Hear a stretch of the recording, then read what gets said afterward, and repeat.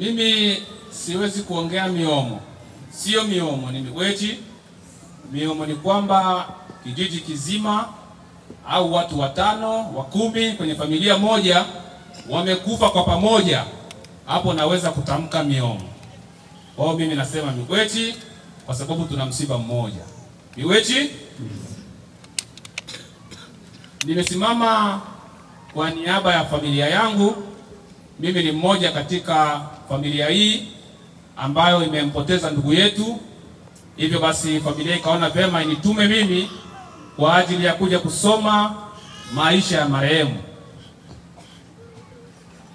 Sisi ni watoto wa Bolambo. Katika zile nyumba 3 za Bolambo ambapo kuna Msango, kuna Mbongwe, alafu kuna Mwenda. Kwa hiyo mimi nilosimama hapa ni katika ile nyumba ya 3 ya Mwenda.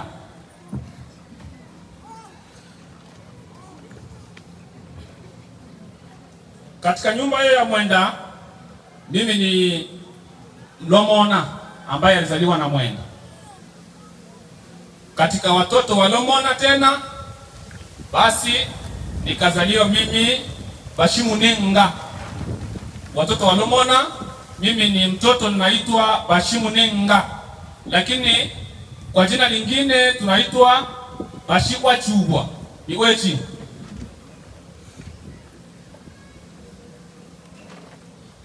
Katika watoto wa Bachubwa mimi naitwa Mwesa, mtoto wa Bachubwa. Yaani mimi ni Mwesa au Bashimwesa. Hivyo basi naingia kwenye hotuba rasmi ya ndugu yetu na mpendwa wetu. Nimesimama kwa huzuni na majonzi makubwa, lakini sina jinsi. Imenibidi nisimame kwa ajili ya kuzungumza risala ya mwanangu. Kijana huyu alitambulika kwa majina yafuatayo: Bobasha Joseph Kitambala, lakini kwa jina maarufu Boban. Jina la baba Joseph Kitambala Mwesa.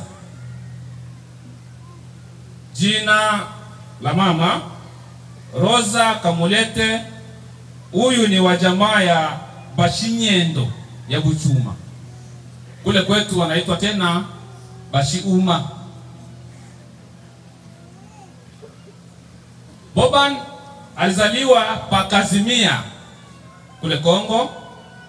Ilikuwa tarehe 1 mwezi wa 10 1985 au 85. Elimu. Alianza shule la msingi pa Epe Dine Ubwari. Akasoma darasa la kwanza mpaka la pili. Baada ya hapo tulikimbia vita, tukaja kambini, akaendelea na shule, akaanza kusoma darasa la 3 mpaka la 6 kwenye shule la msingi Mapendo, Epe Mapendo hapa juu. Baada ya kumaliza shule ya msingi alienda sekondari. Akasoma Amitie, lakini hakuendelea sana. Alifika kwenye viwango fulani, akaingia kwenye maisha ya utafutaji, kuoa. Mwanetu Boban alioa wanawake wawili, ambayo mmoja anaitwa kwa jina la Feza Kaskile. Huyo ni wa jamaa ya Bashikwa Chubwa, nyumba ya Msole. Alizaa naye watoto wawili, wa kiume mmoja na wa kike mmoja. Baada ya hapo waliweza kutengana. Alikaa muda, akaona vema atafute mke mwingine. Akaoa mke mwingine. aliyeitwa kwa jina la Marie Uchudi. Huyu alibahatika pia kuzaa naye watoto wawili ambao wote ni wa kike.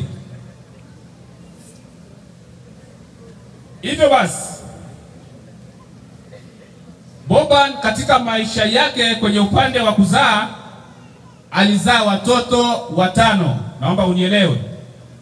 Naweza kuhesabu ukasema wawili afu kafikiri mimi nimekosea. Katika maisha yake kwenye kuzaa amezaa watoto 5 ambao kati yao 5 kuna mmoja wa kiume na wanawake watoto 4, na wote wako hai, hakuna aliyefariki.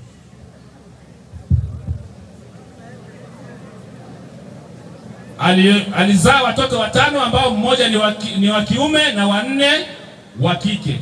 Ndivyo nilivyosema, wote wako hai, hakuna aliyefariki. Naomba nieleweke.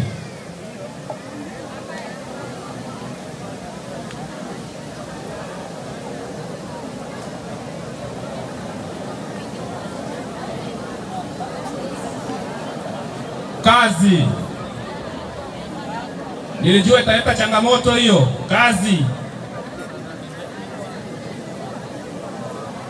Ndugu yetu na mpendwa wetu alijishughulisha sana katika maisha yake kwenye kipaji ambacho Mungu alimpa. Alijishughulisha sana kwenye kazi ya mpira wa miguu. Hivyo alikuwa ni mchezaji mzuri ambaye anacheza namba 10. Cheza namba 10, namba 8, namba 7, namba 11 vizuri sana. Hivyo alicheza kwenye timu ya Abetro inaitwa Abeye. Alicheza tena kwenye klabu ya Simba Wanyika ambao makao makuu yalikuwa ni SD.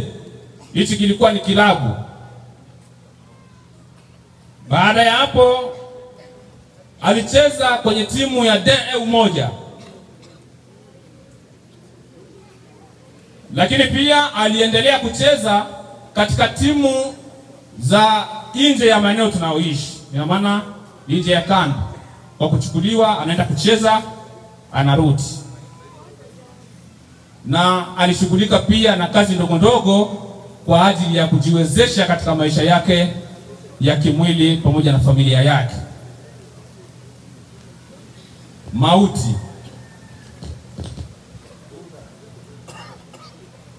Ndugu yetu alikutwa na mauti usiku wa kuamkia jana, siku ya Jumanne ambayo ilikuwa ni tarehe 18. Tulipigiwa simu asubuhi na mapema kwamba tumemkuta ndugu yenu kaishafariki. Basi ilitubidi tuje. Kweli tulimkuta ndugu kashahaga maisha, yupo kwenye kitanda. Mwili ukachukuliwa ukapelekwa mochwari kwa ajili ya uchunguzi zaidi. Hivyo uchunguzi ulifanyika, lakini hakuna kilichobainika kwamba ni kitu fulani kilichosababisha au kilichomsababishia umauti. Hivyo ndugu yetu alituacha, lakini hatukujua kitu gani ambacho kimemletea mauti. Kwa hiyo sisi tumesema kwamba mwanetu au ndugu yetu amefariki ghafla.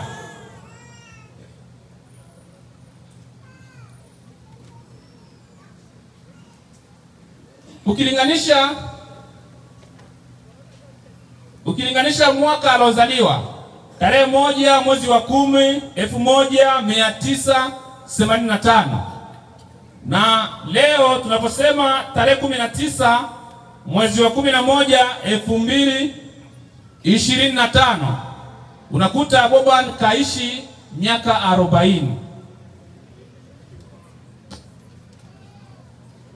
Hivyo basi kama familia tunasema kwamba